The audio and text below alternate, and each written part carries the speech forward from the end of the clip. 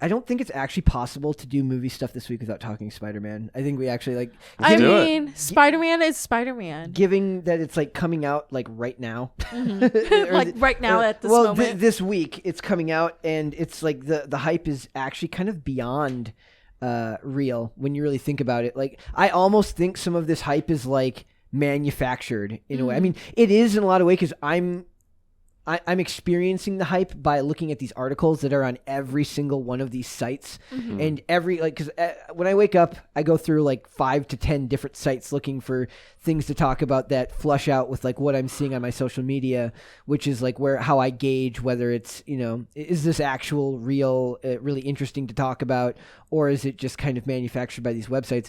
But all of the social media is all talking about the same thing right now, and that's Spider-Man No Way Home.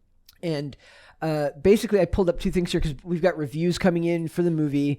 We'll start off it's 97% on Rotten Tomatoes. Take with that what you will.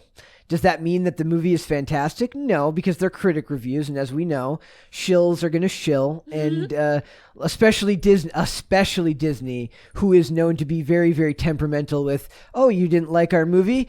I guess you just might not be invited back for the next preview of the next Marvel property or the next Star Wars property. So are these reviews really all that great? Who knows? But it does, for me, feel as if this is very, very real hype for a movie of this size.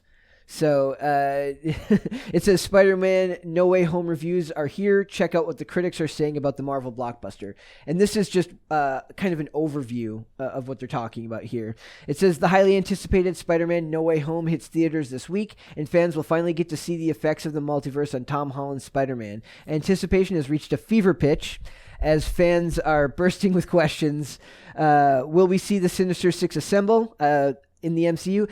Honestly, I think that's what this is, and they missed out on an opportunity to call this a Sinister Six movie, given all that goes with it. So yeah, I'm honestly kind of amazed that they've managed to keep a lot of the hype going this long, but I don't know if there's any other way to do that just with this many people excited to see the movie. But how much recognition do you think the title Sinister Six would get? Yeah, exactly. That could be like, me just... that's a difference between me seeing it and not wanting to see it. You know, I mean, like In what way? Sinister Six. I mean, that was like a critical comic book series when I was growing up. Like that was one of the coolest series. That and Maximum Carnage. Yeah. You know, so if it was called the Sinister Six, I'd be like, okay, I'll give it a chance. Maybe they'll actually nail some of that. That's why, like for me, like when they did Civil War. It didn't feel to me like but that name recognition, right. And they're going to do it again with Secret Invasion, and they're going to do it again with Civil War. I hope they don't do Civil War 2, but that's, I have no faith that they actually won't. Yeah. But I mean, DC doesn't really do that with their proper they don't they don't. That's not true. The animated movies tend to take a lot from there's The Man Who Laughs, and there's so they'll go with the names for the properties there, but. It's like Marvel is much better at marketing these things, but they decided that all the Spider-Man movies had to have home in the title in it, so they couldn't really. That's bizarre. Yeah. So it says, let's see right here. I'm going to go back to reading here. John Watts is back in the director's chair for Spider-Man No Way Home, which will follow the events of Spider-Man Far From Home, picking up after the superhero's secret identity was exposed to the world amidst a terrorist attack in London. Now the reviews are in, and we have to know, how did the movie live up to the hype? Let's check out what the critics are saying, and don't worry, we'll keep it spoiler-free, so they're not going to spoil anything here, as I'm sure nobody wants that to happen anyways. So the Cinema Blend review from Eric Eisenberg gave Spider-Man No Way Home a perfect 5 stars. Again, I'm hesitant to trust anything that gives something a perfect rating. That should be left to like the most rare of occasions, right? Mm-hmm. Like, do you give a lot of movies 5 stars when you watch them? Very little, very few. Very, very few. Like to me, that's you should save that for like when it's actually accurate. Like The Joker, I think I gave 4.5. And so I'm very harsh especially with things that are meant to be dramas, like something where like you're actually looking to make it more about the experience, not just about the experience, but about the storytelling. So I'm a lot harder on those types of movies than I am on dumb action comedies and stuff like that. I'm liable to give a lot of like, your average action movie. I'm like, that was 5 stars. That was great. But it's more of just like a general, I had fun. I don't have the same expectations for those as I do for something like high drama. But it's a Spider-Man movie. How can you go anything wrong with it? Well, this was like this one. Like if they can bring me in here, entertain me, not bog it down with like what would be the term? Hammered, hammered points that don't fit. As long as it doesn't stuff doesn't feel shoehorned and it stays on track to be just one coherent story. They're going and the CGI isn't god awful. Then it'll be fine. I'm just excited for the Green Goblin because that was like the villain that I loved. Is Defoe returning? Yes. For that part? Yes. Nice. Now that's cool. They've got him back. Why not Franco? Franco took over the legacy of the Green Goblin in that original series, didn't he? I mean, he's got his own issues. He does. He does. Well, yeah. I mean, frankly, I'd rather see Willem Dafoe than James Franco. So, they were like, who was it? They were saying they should cast not Barry Keoghan. That's who I was talking about before. They want to recast him. They want to recast the Defoe character as a younger version down the line. I don't know who they go. Ethan or Chalamet, the kid from Tim Chalamet, the kid from Dune. That kid's not. He's not the Green Goblin. I don't think of him Defoe as the Green Goblin. I'm saying I don't think, but I'm saying they were looking for in the vein of Defoe. Or I'm sorry, of Franco. Like younger, if you want to cast somebody as young Franco, I imagine the guy from Stranger Things. He played in Ghostbusters Afterlife, the brother. Yeah. I see him more as a young Franco. Finn Wolfhard. Yeah. Do you kind of see it? Like he kind of looks like a he's got the Hollywood status now. He's in a lot of things that are coming out, so I could see that. I see that more than the Dune actor. The Dune actor feels almost like he's going for more highbrow. His last name's Chalamet. Yeah. He must be highbrow, right? Yeah. With a last name like Chalamet. No, I mean Defoe is the Green Goblin that I grew up with. I like Defoe a lot. Defoe is fantastic. Yeah. So it says Rose Knight of Nerdist gave the film 4 out of 5 stars. I'm much more liable to believe that one. Praising it for being a pure Spider-Man movie, she called it, quote, easily the MCU's best Spider-Man film and amongst the best MCU films overall. Like other critics, she praised the action sequences which we've come to expect from Marvel films. That's not unheard of. I just think they should get the John Wick guys to do the Marvel movie. All the spy versions that aren't superheroes and use guns should have the John Wick director doing it. So, Mikey Ryan of Uprocks was impressed with the way the film used the multiverse, saying that seeing it as all those characters on the screen together evoked a nostalgic, emotional response. They do that on purpose now. That is, there's a reason for that. And while it's not easy these days to make a superhero movie feel special, he said Spider-Man No Way Home did just that. I feel like they kind of missed an opportunity. There was scheduling conflicts as to why they had to do Spider-Man before Doctor Strange Multiverse of Madness.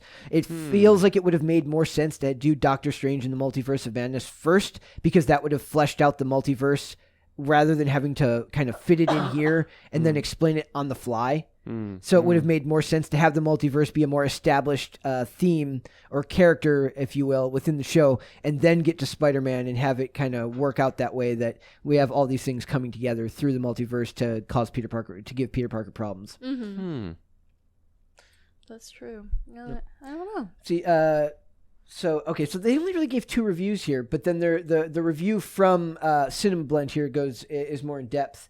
It says, what has made the Marvel Cinematic Universe such a special experiment, however, is that it creates the illusion that the impossible is possible. The restrictions of the medium are still exist. The franchise doesn't have immunity from the laws of reality. I would argue that they ignore the laws of reality all the time in these things. They use the multiverse in a lot of these films as like an excuse to not need to really follow the timelines. The timelines very rarely add up perfectly the way they should, and DC has these same problems too.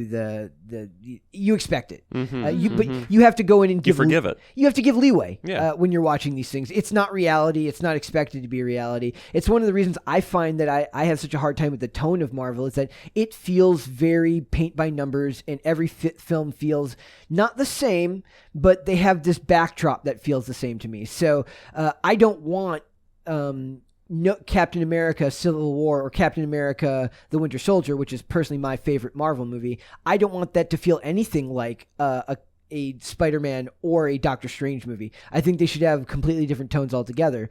I know that Sam Raimi's directing Doctor Strange in the Multiverse of Madness. There's a strong possibility that one could have a very, very different tone because he's an established director.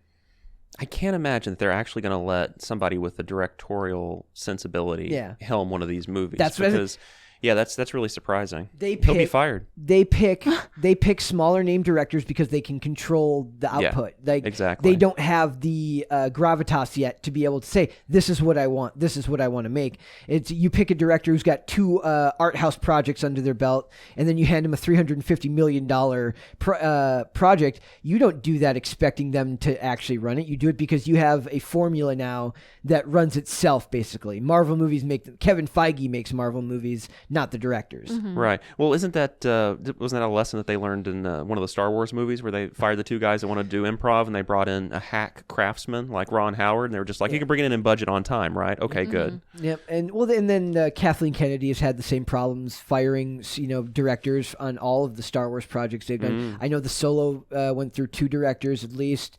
Colin Trevorrow was originally set to direct Rise of Skywalker, and he was removed because he couldn't deliver on what they wanted, but because he wanted to make his own film, and he felt that he had his own vision, when realistically it was because there was no actual roadmap for that trilogy. So it's kind of like a free-for-all because nobody knows what the hell is. There's no continual through story. Right. So it's make it up as you go, and it doesn't really work. So I don't know. The positive reviews don't ruin it for me. I'm still very excited to see this movie. Like, if I can see Green Goblin and Electro and Sandman, if I can see all of them on screen. Don't forget Thomas Hayden Church is going to be Sandman. I don't know if I don't know about that one, but also Venom is going to be in it too. Supposedly, we'll see. I don't. Was that confirmed? I don't know. It was Well, there's like a conspiracy theory because like the photo. There's a theory that it's not the multiple Spider-Mans, that it's Venom. But didn't I see a rumor that Spider-Man 2099 makes an appearance? Yeah. That's awesome. What do you mean 2099? You'd have to be a voracious comic book reader in the 90s. Like that, when I saw that, I was just like, whoa, that threw me way back into like a whole experience of like diving into that series. Yeah. Spider-Man 2099. Yeah. Oh, this one. It's dope. It was really cool. Man, I remember those issues. Thanks for watching this clip, guys. If you want to see full episodes or follow us on social media, links are in the description below. Bye.